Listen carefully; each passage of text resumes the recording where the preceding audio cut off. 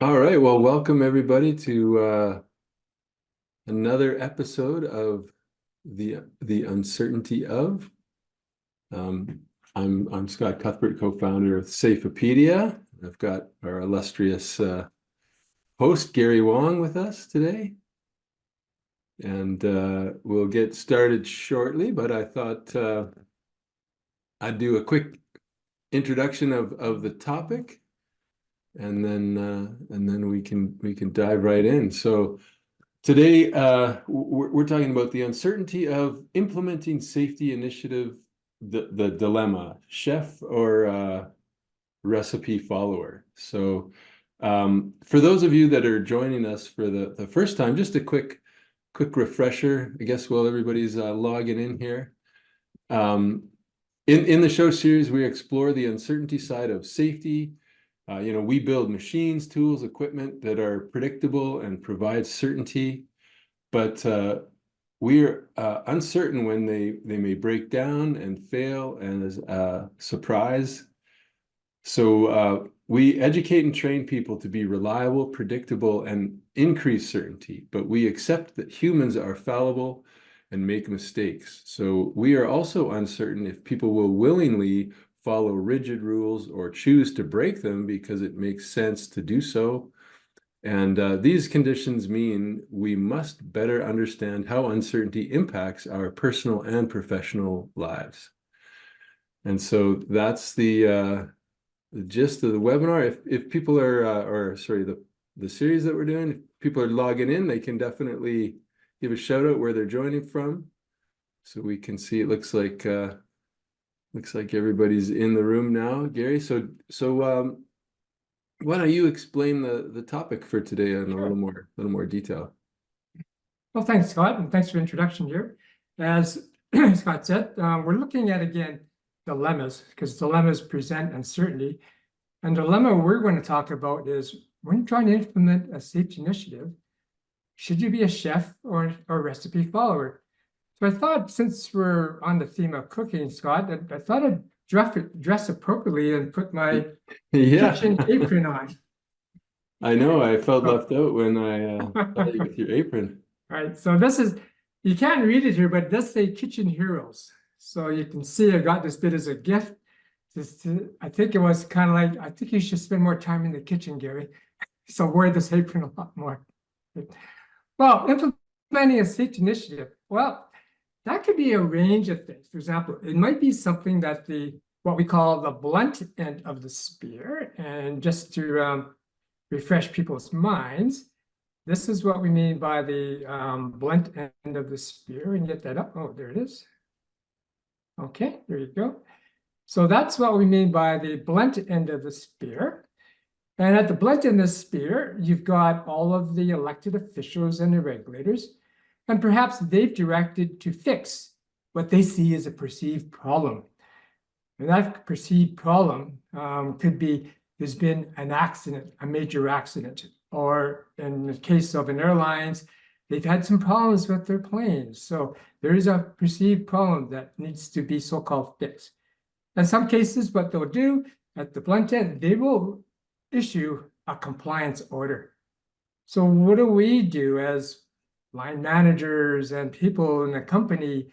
Well, we have to react to that compliance order. We didn't want it, but something comes down the spear and says, okay, react to that. But on the other hand, it could be an idea that an employee at the sharp end has suggested, and you agree, hey, it's worthwhile pursuing. Let's do that. So now, instead of being reactive, you're proactive and you're trying to improve safety. So that's the dilemma that you're in, because the question comes, what is your next step? Well, do you buy a solution off the shelf, like a nice fixed package? Or do you build your own internal solution? Maybe buy or make your own parts, assemble them yourselves, or maybe hire someone to do that to help you out. Or maybe you go full out and you use what we call a multi-vendor, best-of-breed customized approach. Now, in many cases, in the last one, the best-of-breed customized approach, if you're a larger company with a lot more resources, you can probably do that because you're involving RFPs and proposals and yada, yada. But again, if we're zeroing in on the more the small to medium size, you probably don't have those resources. So you're looking at, do I buy or do I build? What should I do? So I can't think of, I was thinking about finding a guest speaker, Scott, to pose these questions with. I couldn't think of anybody better than you. So that's why you've joined me in this conversation. Yeah, no, I'm excited to jump into the conversation today, and usually I'm monitoring the chat and making sure the recording is rolling. So I'm happy to jump into this topic because we had a software company previous to Safepedia, and then definitely in all of our conversations with safety professionals, this is a real dilemma. The chef or recipe follower, and when it comes to safety initiatives, could be, like you say, a new safety program or playing around with some new technology to try to figure out what's going to work best for your organization. And so with Safepedia, we obviously try to provide a one-stop rallying point, featuring a wide range of different products and services and product and service providers, and primarily focusing on helping small and medium-sized organizations in their safety needs. As you mentioned, Gary, larger organizations typically have formal processes and procurement departments to help out, but in a lot of cases, those small, mid-sized organizations don't have that infrastructure. So we try to put ourselves in the shoes of the influencers or the buyers, the owner, CEO, president, the VP of safety, or director of safety, the safety line managers, safety professionals supporting the front line. And we recognize not all safety initiatives are strategic, which we'll get into in a little more detail. And some originate from the top, and but some could be operational line management, the line manager responsibility. The safety programs are a perfect example of that. Or even tactical, with safety officers or crew leaders in charge, new piece of equipment, like a forklift, with some new, maybe sensory or computer vision technology integrated into it. So Yeah. So lots of questions that you're probably rolling around your mind. What am I going to do to implement this thing? So we thought that cooking is a great analogy to think this through. But think about, when you're trying, if your initiative is to bake a cake. If you choose to buy a package off the shelf, that includes step-by-step instructions like add water, mix, stick in the oven, you're a recipe follower. If you choose to improvise using your own knowledge, so you buy ingredients and seasonings based on your own skills and experience, you're a chef. Now, a chef is like a musician who can play by ear and improvise, while a recipe follower is like a musician who reads sheet music. Now, both create beautiful music, but they just use different methods and tools. There is a tendency to repeat whatever worked last time. So quite often, if you follow the recipe and it works, chances are you're going to go back and buy that off the shelf and do that, repeat that. So you probably have a tendency to follow a recipe than act more like a chef. yeah, and so to continue with the cooking analogy, does this boil down to the decision maker should always be a chef? Well, yeah, well, that would be ideal, if we all had that, but it's not really, because you've probably heard the saying, too many cooks spoil the broth. Can you imagine what the broth would taste like if too many chefs were involved? I think we should add this. No, take that, add this one here. You probably wouldn't even have a broth cooking because the chefs would be arguing so darn much here, right? But we want to say this is not an either or dichotomy, but a both and. We really want to be a chef as well as a recipe follower. Now, there can be times, Scott, when you don't need to start from scratch, and a prefabricated turnkey solution is faster, cheaper, honestly, just good enough. Yeah, absolutely. And so the uncertainty is, how do you know when to be a safety chef and when to be a recipe follower? Yeah, it's really a matter of making sense of the current conditions and the context that you're in. So let me explain that by showing a very simple diagram which displays the three basic systems of the real world. Okay, and there you go. Right? So you can see the three systems. There's a system we call order, there's one called complex, and one we call chaos. So let me just walk through them for you. Let me just bring that up here. Okay, I'm over there. Come on. And I want to show, there we go. There you go. There you go. Okay, obviously you can see I'm not a very good cook. I can't even handle the mouse here. So the order system is where we have, as humans, created safety regulations, standards, policies, rules, best practices. And by imposing these constraints, that's how we get certainty. We get stability, we get predictability, everything's repeatable, and we also create what we call if-then causal relationships. If we do this, then we get that. And in the previous shows, we've talked about we associate certainty with robustness. Okay? And that's what we like. You know that everything you do there is just going to work just fine. You know, it just works, sort of thing. And now let's look at the complex. This is another region of the real world, but this one is a bit different. Well, not a bit, it's quite different.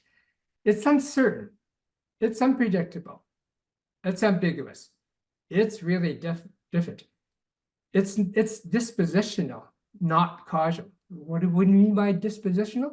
Well, if we do this, there's no guarantee that we'll get that.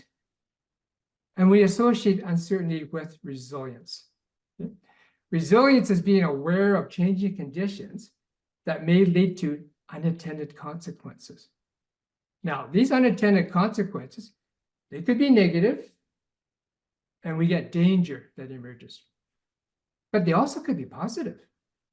And we call this serendipitous opportunity. The third state is called chaos. In chaos, there's no constraints. So everything just happens randomly. You just have no idea what's going on. Now, there's something very interesting about this diagram that I'm showing here. If you notice, there's this kind of like squiggly fold between the order and the chaos. Just think about taking a piece of paper and folding it to form an edge. If you get too close to the edge, you can fall over and plunge down into chaos. You may have heard about the edge of chaos. Well, this is it. And when you fall over the edge and plunge down, it always happens as a surprise. It's always unexpected. Now, if you ever heard someone complain, hey, we're always in chaos. Well, that's not really true, because being in chaos is temporal. You don't stay there for a long time. You get out as quickly as possible to minimize damage, whatever.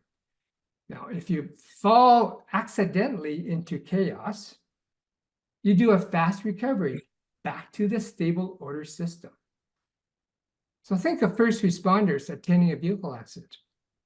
Ambulance workers show up. What do? They stabilize injuries. You know, look at who's hurt, and try to like make sure that the bleeding stops and take them out of danger. Firefighters show up there, and if there's any flames, they immediately extinguish that, again, to stop the harm of fire.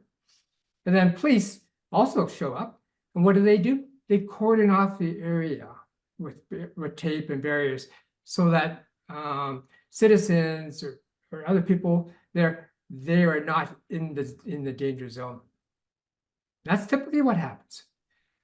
But as managers, we can actually deliberately move into chaos. But instead of a plunge, what you do is that you do a shallow dive to deliberately shake things up here.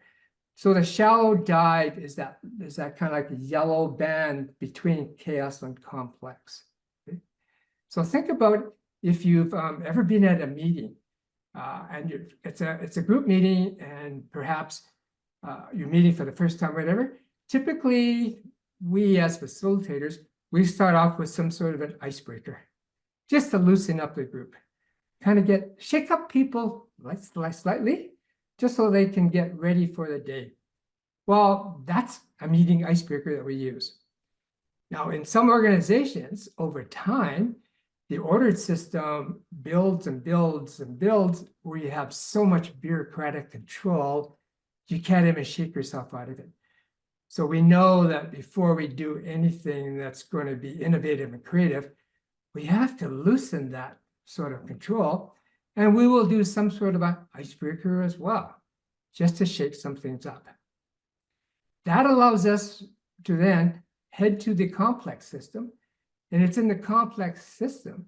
That's where we search for new innovative solutions. Yeah, I think it's such an important point, and that's why we must think differently. So what do we do, where and where do we start? Well, let's start in the ordered system. That's because that's where most of the construction, maintenance, operation activities are performed by frontline workers. So from my description of the ordered system, stable, predictable, repeatable, causal relationships. What do you think, Scott? Is that better be a safety chef or a recipe follower? Yeah, I think that sounds like a recipe follower. Yeah, sure. So let's explain why. Well, one is that we really want to rely on experts to establish safety procedures. So they may be the professionals that the regulators, officials have perhaps hired or appointed to guide us in how to set those procedures. So these procedures come down the safety spear, and what the companies do is that they insist that workers follow these safety guidelines and protocols meticulously, ensuring that they're covering all the essential steps. So a good example would be someone working in a lab who carefully follows established procedures for handling hazardous materials. We really don't want workers fiddling around and changing best practices, or deciding, I think today I think I'll do something different just for the fun of it. No, we don't want that. Recipes provide a roadmap for success, and they can be safe at all experience levels. So you can have it from kitchen trainees to seasoned cooks, or on the front line, it could be perhaps an apprentice, right down to the master. So we've got that whole realm. Everybody follows the recipe. And what do we get for that? Well, we get a quality product delivered on time, on budget. Customers be happy, be it a cake or a safety initiative. So, Scott, can you just think about some of the products and services that Safeopedia is posting that fit in the ordered system? Can you think of some? Yeah, well, just the Forced Labor and Supply Chain Act. We've got the OSHA updates this year with like the heat stress, heat illness prevention, and solutions that adhere to the new ANSI standard 1050, and machine risk assessment and safeguarding standards. We've talked about recently on one of our webinars, and then clothing technology. Tons of innovation and following that recipe for dry fire, FR, foul weather gear, and all necessary to strengthen the robustness of the safety program. Yeah, so this is why I think the service that you provide to your clients and viewers of your site, they're kept well informed. What's the latest and greatest, if you like, in the area? And I think, as we talked about, these are in the order system. Yeah. Okay. So let's now move on to the complex system. So in the 19th and 20th centuries, organizations, they also grappled with uncertainty, and they tried to manage that by adding more and more constraints. And we knew that, we saw that like in the 1920s or so, we had Taylorism come in. We had Weber introduce this whole notion of bureaucracy at the time. We had later Henry Fail come in, and he introduced this idea of like, we need to have administration principles to help us organize and coordinate the workforce down below. And now, wow, you can't keep on doing that, adding more and more constraints.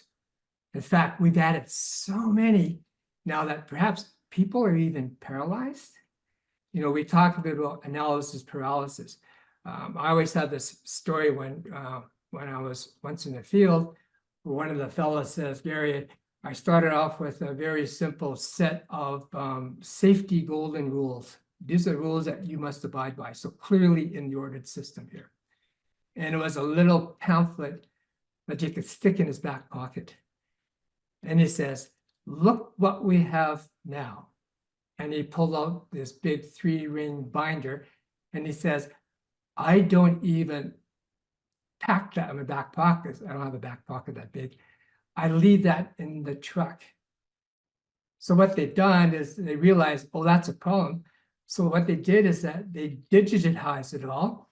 And it says here it is. It's all on your smart device. And he goes, but Gary, it is so overwhelming here. I'm actually paralyzed. And when I come across a situation that I'm not familiar with, or if I find that rule A conflicts with rule B, I don't know what to do. And so that's where it becomes interesting, because I asked them, what do you do? And their choices are, quite often, we don't do anything. We just call up the supervisor and say there, what should we do? And the supervisor goes, I don't know. You guys are the experienced guys, right? So it's stuck there. So the work maybe doesn't get done. In other occasions, there could be a more seasoned person. I've seen this before. We're going to do it this way. And because it worked before in the past, there's an assumption that it's going to work again today. But maybe it won't, because the situation may not be made the same. Okay. Now, what we're saying about what happens is that complexity is always increasing. If you look at this diagram is drawn this way for a particular reason. Notice how the complex system is much larger than the ordered system.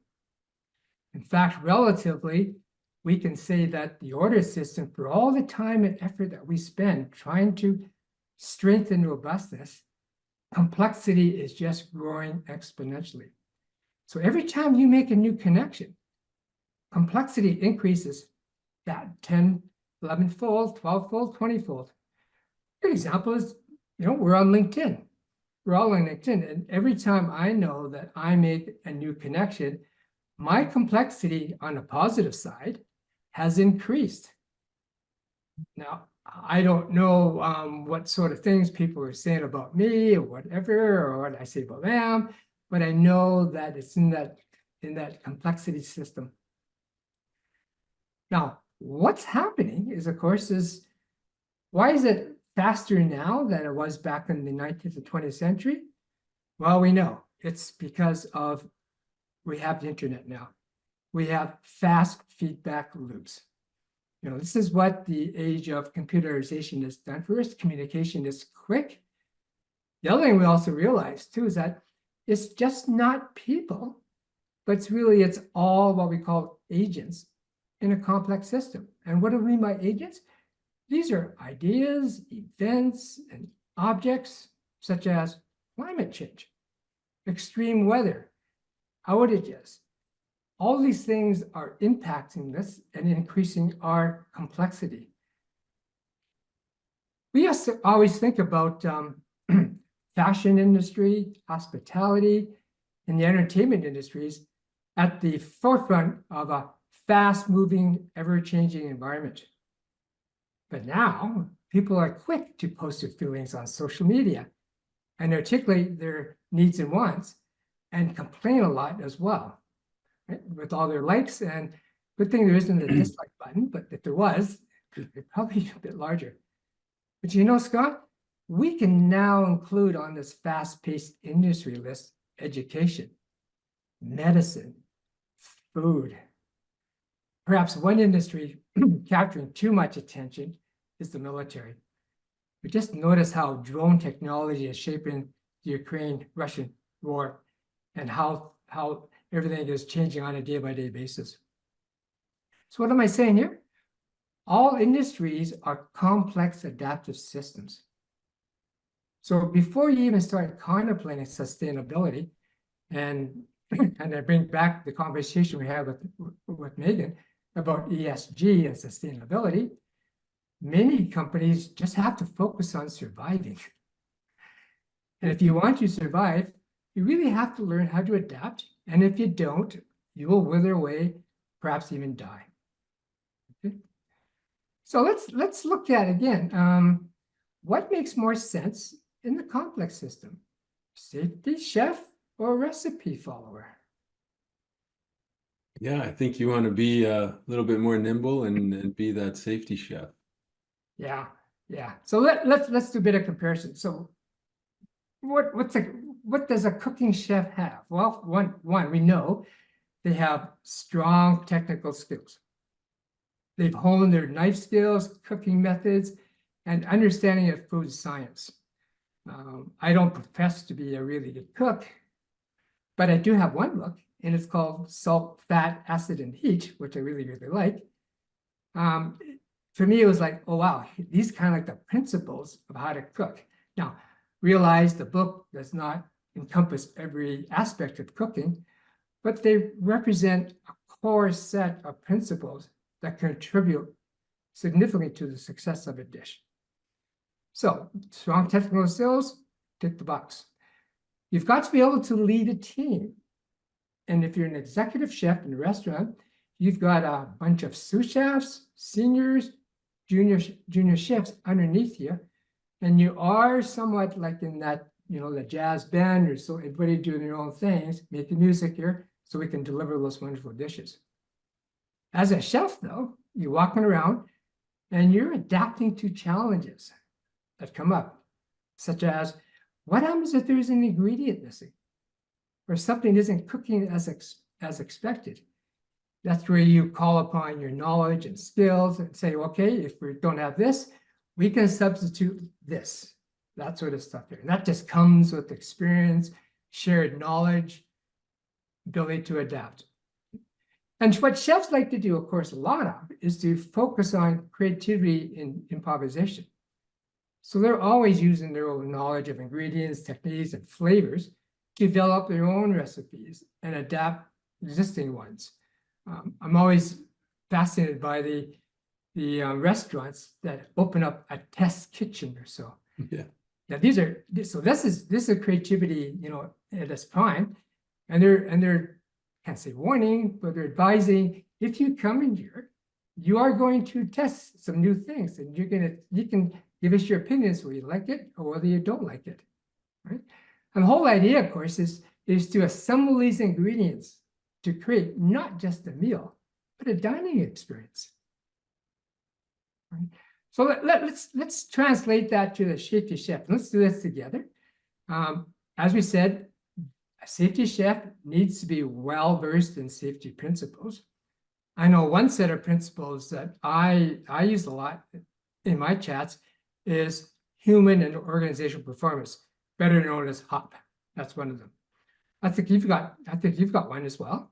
Right? Yeah, we did with Corey Pitzer from SafeMap last year. We did a series on Deming principles, and they were initially based on quality, and Corey adapted them for safety. But it's a series that we did.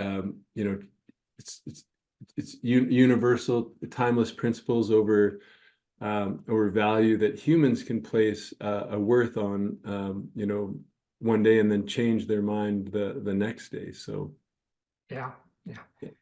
Yeah, just as a side story on that, one of the things I did quite often was to do strategy retreats with managers, and we would develop a vision, a mission, and a set of values. And always on values was safety. I didn't question it back then. I would question it today. Because I'd ask them, like, why are you putting safety there as a value? Right. That means you're putting some worth on it today. And then you're going to translate that down for the recipe followers to practice on that one there. My view is different now, is that I don't see safety as that, but I see safety as something that emerges. And we talked about that before. We did that last time with James Burnell talking about the aviation industry here.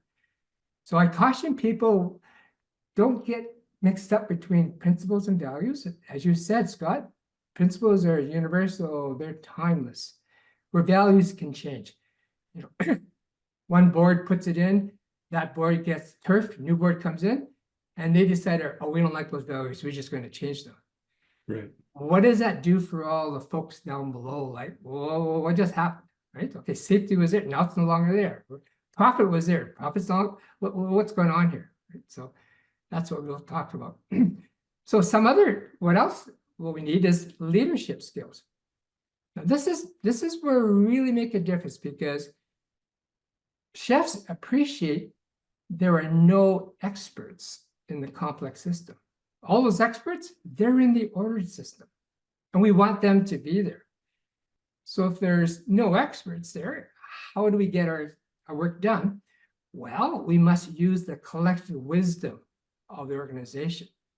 Collective wisdom means, like, how do we gather the insights and the experiences of all the workers, all of those agents in the complex adaptive system? How do we gather their knowledge? Because how often have you heard where the CEO will hire an outside consultant to come in to fix this problem, and you hear the employees down below going, well, we knew that. Yeah. We could fix it. And how often it's like, if you'd asked us, we would have told you. Well, if that's the case, then you need to somehow gather that sort of information. And there's lots of tools out there.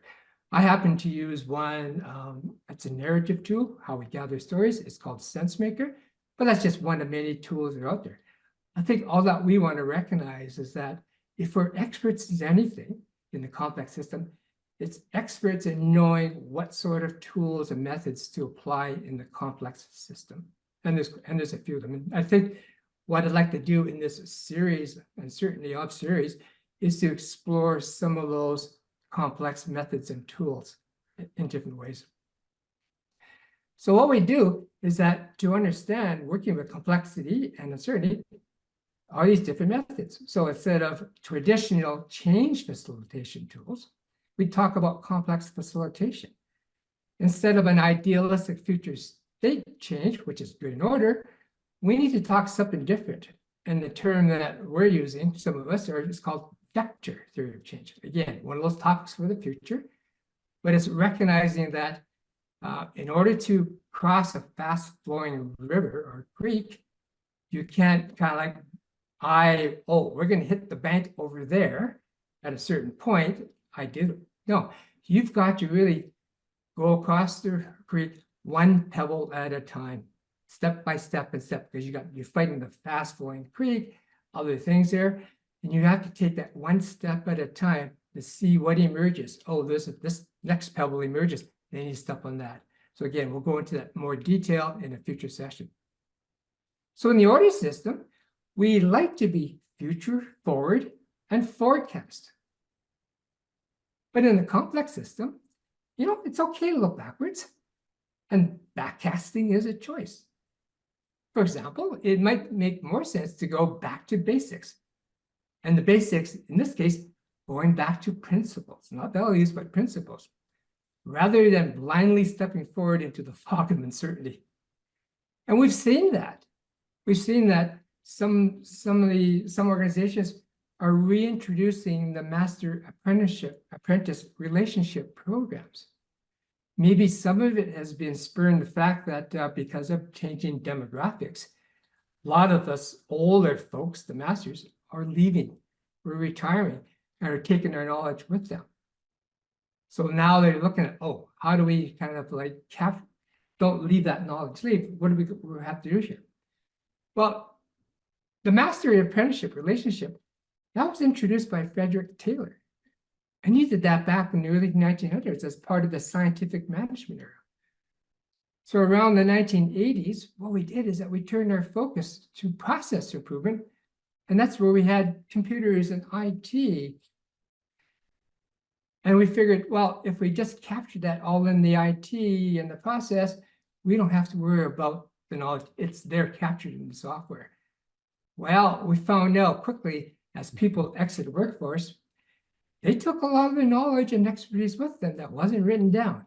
We call that tacit knowledge, and they took it with them. So now smart companies are trying to stem the loss with apprenticeship programs. That's backcasting, which is okay. Another one that, again, method approach is sidecasting. Now, sidecasting is a pretty interesting word. If you had an idea that was presented a few years ago, but was rejected, we can't do that. It's not practical. It's not possible. Don't think about it. So you stick it in the back burner sort of idea. So now a new technological breakthrough has emerged. Now that old idea has new life. Like, maybe we can do this now because something has just appeared. We associate taking a sidestep with a complexity term coined by Stuart Kaufman. He called it the adjacent possible. It's another word that I hope to be talking more about in future shows. A small adjacent possible is a small action that's easy to perform. And emotionally, it seems to be the next right thing to do. So again, it's the idea that crossing the creek, you take it pebble by pebble. As each pebble slowly emerges, then you've got some options here. Okay.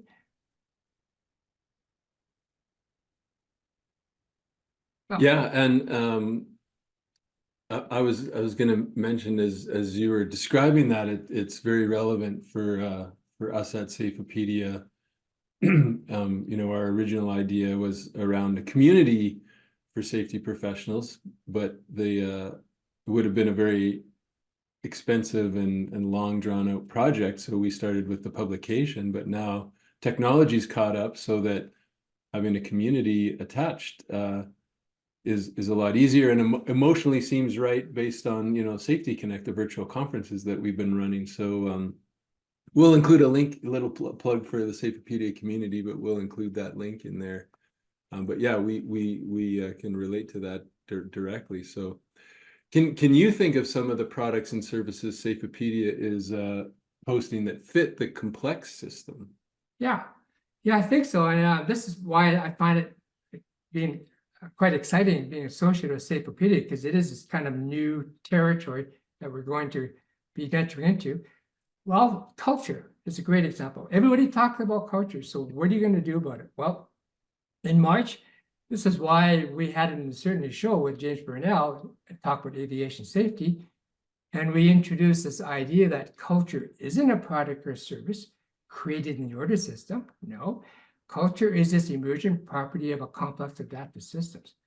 So we need to be safety chefs when we investigate culture. What we want to do too is look at the everyday decisions workers are making. Not just that they're efficient or effective, but I think we can go deeper, Scott. We can start asking the questions, are they ethical? Are they moral? Are they fair across the whole safety sphere? This is a much deeper conversation we can have. And I think I look forward to having those conversations in the safety community with other people here, because I have my views and I'm more than happy to learn from others and hear their different views, because I may not see things the same, or we can see things quite similarly. You had one because you talked a bit about nudge theory. Yeah, we talked about the nudge theory application to promote safer hand practices. touching on the behavioral science side of things. Yeah, and I think there's a whole area of behavior science we can do. Now, there are lots of other places they can go if you want to do more deeper diving. I think where we want to keep it, I'm not sure if light is the word, but maybe understandable, to the small and medium-sized firms that just need a bit of understanding, a grasp to get their head around that. Okay. Well, another one, which is accident investigations. Okay. There's been a big question that's been put out. Why aren't we learning from accidents? And we've been saying that for how many years now? 2 decades worth? We don't seem to be learning from accidents. It goes back to this thing we talked about before about trying to squeeze the last bit of toothpaste out of the container. We're at the point where we've done really well, with a lot of squeezing, really reduced the accident rate down. We're into that last 2%, which is really tough to get to. So now we need to look at different ways. Well, squeezing a lot of it out, that was in the order system, because we conducted root cause analysis, we did search for blame and everything else, but now to get that last bit of toothpaste out, we do have to shift to the complex system and act as a safety chef. Maybe apply Deming's quality principles, maybe apply HOP principles, and learn what systemic conditions drove people to behave the way that they did. Okay. Yeah, so we've looked at the why and the what, and so now let's talk about the how, how this all works together. Yeah, let's do that, and we can do this together. Let's take something that we're all familiar with, the case study. How did we handle COVID-19? So as we're walking through our piece together, just think about the company, organization you're associated with, or if you're not, how did you handle this in your own family? What would be your story about handling COVID-19? How did you respond to each wave? And in Canada, I just did some research, we're probably on wave number 7. And it's amazing how people categorize that, but I think we're on the 7th wave. Yeah. Doesn't matter. But let's just talk about through that. What happened in the first wave?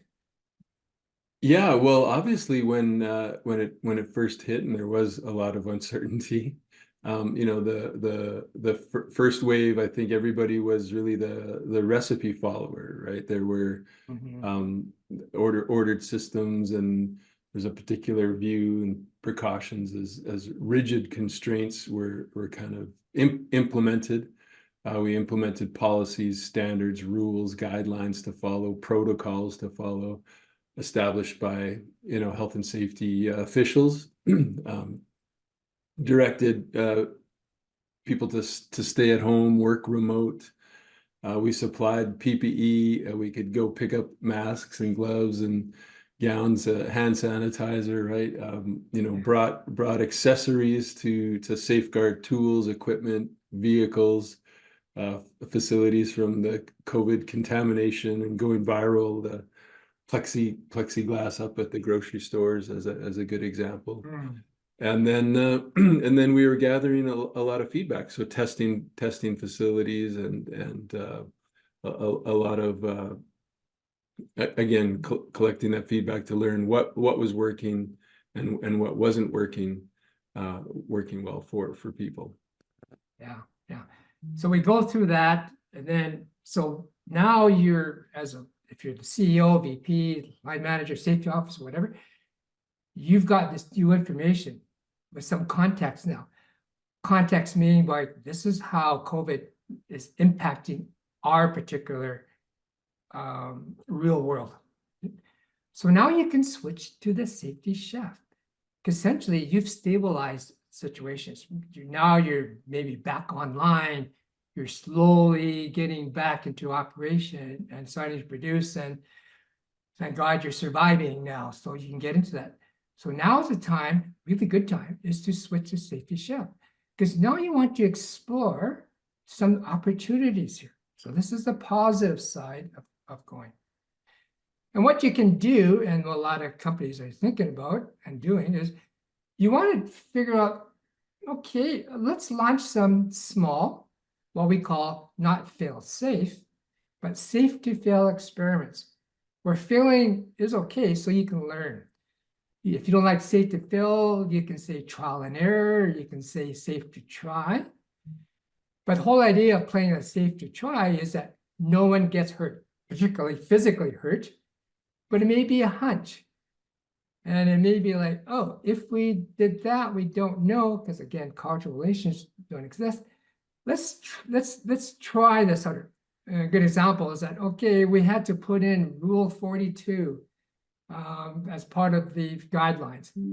Now we can relax that. So do you want to do that for the whole company? Or no, let's do that for one small piece, one small headquarters, just to try it out, see what happens. Okay, fellas, gals, you can let go of Rule 42 and let's see what happens. Let's learn from that. And if they say this is working well, then you can accelerate that. But you may find that, oh, no, we still need that Rule 42. Okay. Clamps back on, got to rethink that. 42 has to stay. Maybe something else can go. So you're always kind of doing that as a safety chef. So what you're doing is that you're really adapting your processes along with the technologies. And the whole idea is to enable people to improve safety and performance. You may want, if you're a bit sophisticated, this is where you may want to use this multi-vendor strategy and integrate new products as they are released. To me, I would go to the Safepedia website and kind of go like, or maybe respond to your emails that you send out. There's a new way of doing this from a new product. Then you may go like, oh, is that something we should try? Well, if you've got this multi-vendor strategy, you can kind of like weave that in and see what fits. Clearly, what we're saying here is that there's no one size fits all. Right? You get to play with that and play. And this is what a safety chef does, right? Try different ingredients. Okay, let's put a bit of curry in. No, curry didn't work. Let's try this one and just see what happens. Okay. Now, as I said, we're in the 7th wave, which is the Omicron wave or variant wave is called. So every time a new wave emerged, we sometimes relaxed, and then another wave would hit us. So they have to retighten their controls or the system. So from the big picture view, all that we've done over time, Scott, is we've established this practice of looping between order and complex systems, switching between being a recipe follower and a safety chef. And I think what we're saying is that we want to have this dynamic flow in your organization for safety, and it all depends on the context, all depends on the current conditions that are happening right now. Okay, so do we have any questions or anything else? Anybody else? Yeah, if there's any questions, please pop them in there. And you know, this was really interesting preparing for this conversation with you, Gary, because you know, I think oftentimes if you said chef or recipe follower, you know, a chef sounds more like the expert. But you know, I was thinking of it in terms of, and you wore your apron. My my wife and my daughter. My wife makes amazing meals, and she's always experimenting. And she has a lot of dishes on the go that have to be completed at once. Where my daughter is world famous for her baking, and she makes the most ornate, decorated Christmas cookies and Easter treats. And if anybody asked, they would say that she's, you know, definitely the chef, because she's making just all these really ornate things, but she's actually following recipes to the T. She's sketching them out, you know, the designs beforehand, you know, before she even starts baking, where my wife is kind of ad hoc, you know, adding spices and things as you go. And so again, to the complexity and chaos and order model, if you want those really ornate beautiful cookies, you have to really follow the recipe very, very closely, and you can't kind of ad lib as you go, right? So No. it made me realize, that sometimes being the recipe follower will definitely result in a beautiful finished product, and you don't have to be the chef at every turn, right? Yeah, that's so true. And I think the relevance of today's conversation, as I was doing research as well, we know that next month is the Canadian Safety Summit that's coming up there. And I was just glancing at, here's the sort of things, and fascinating. They're going to master the latest safety technologies. They're going to enhance mental health and well-being in the workplace, discover actionable strategies to support a work environment. They're going to navigate legal and compliance complexities. They're going to align safety initiatives with sustainability goals, and they're going to stay ahead of regulatory changes. I won't be able to attend that, but anybody out there is planning to attend that, do so and think about, am I a chef or recipe follower as you hear the different presentations? Yeah, that's great. JB's got a question for us. So why are companies asking their EH&S personnel to do more with less, expecting greater results? That might be a bit of a loaded question. It's a loaded question. It's always kind of like, is more less, is less more, that sort of stuff. I think what we found out, in my experience anyways, it's not about fewer resources. It's about how are we spending the resources that we got. And hopefully, GB, I can hit this one with my story I'll share with you. And it was with one time we were dealing with a crew, and they shared a story with me. It says here, it's not about we want unlimited money to spend on safety. Hey, come on, we're dads. We have a family. We go at home. When our kids ask unlimited money to spend, we say, we don't have it. No, you can't do that. We understand that. What really ticks us off is how management is spending the few resources we've got. So what I would do is kind of like take that question and don't complain about it, but say, okay, let's examine how is the money being spent that we've got. Okay, and that one there. Maybe it takes some prioritization. I would suggest, are you going to look, who's best to do that? A recipe follower or a safety chef? It's back to that, I'm a safety chef and we just ran out of sugar. We ran out of milk. What are we going to do? Are there substitutes? Or maybe you cannot cook that particular meal, that particular time until you get that. Okay? Yeah. Maybe using the analogy of cooking would help you to explain that as well. So not sure if I answered your question, but it's one that's always out there. Can you do more with less? Yeah. And again, not to get off track, but the again, kind of towards the Deming principles that we talked about, is it the safety budget or the operations budget? And how does the organize, like we talked about principles and values and how do they prioritize, and so again, that's a whole nother onion we can peel at a later date. But great question, or great point, JB. Thank you. And I noticed Deborah in the comments, and I think this point is also important for us as individuals to consider, and as managers and leaders within the organization. But she's saying this speaks to the pitfalls of promoting recipe followers to chef roles, not only in safety, but also in every single job role. A lot of that, I think that famous saying of you get promoted to your level of incompetence. The world needs recipe followers as well as chefs, and not everybody can easily transition between the two. So Gary, what suggestion do you have for Deborah and others listening or feeling that same sentiment? It really goes back to what we talked about earlier, Scott, about the everyday decisions workers are making. And in this particular case, Deborah, it's the decisions that maybe the executive are making, C-suite, whatever. It's just not about being efficient, effective, and but are they ethical? Are they moral? Are they fair?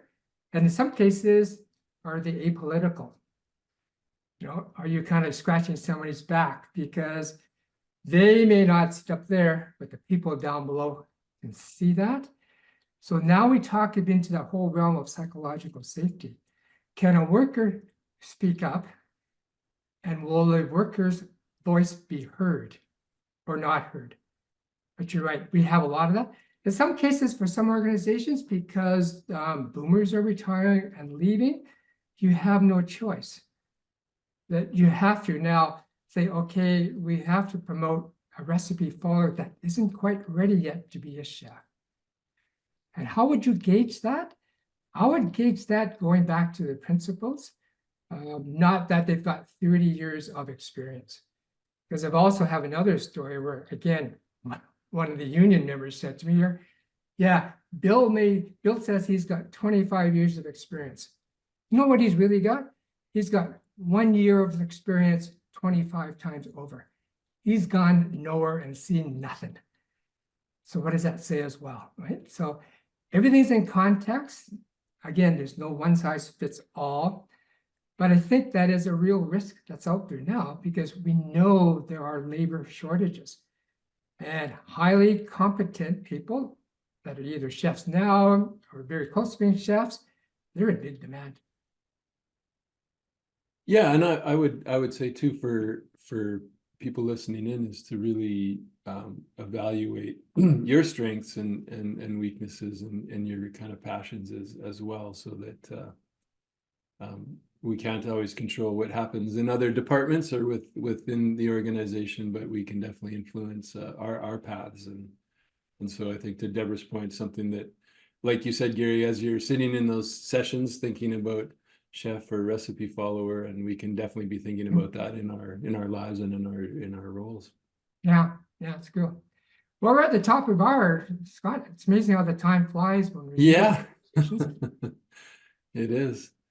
Well, yeah, thank you so much, Gary, for leading us through this conversation today. I think it's fascinating. I think we could do 3 more episodes on this, but we'll. Well, let's leave the 3 takeaways that we talked about. Yeah. Okay, so I'll do that. First, number 1 is understand what system constraints you are currently facing. That tells you whether you're in what sort of system you're in, order, chaos, or complex. Remember that you can rely on experts in your ordered system, but collective wisdom is required in the complex system. And finally, being a chef or recipe follower is not an either or, but a both and. So you really want to, if you're going to talk about your career, be adept at playing both roles or knowing when to switch. Yeah, that's great. Great advice. Yes. So thanks everybody for tuning in. We will definitely get this recorded and make it available on Safepedia and everybody's favorite podcast platforms. So thank you, Gary. Looking forward to next month, and this will sign off for now. Yeah. Thanks everyone for joining us. Appreciate that.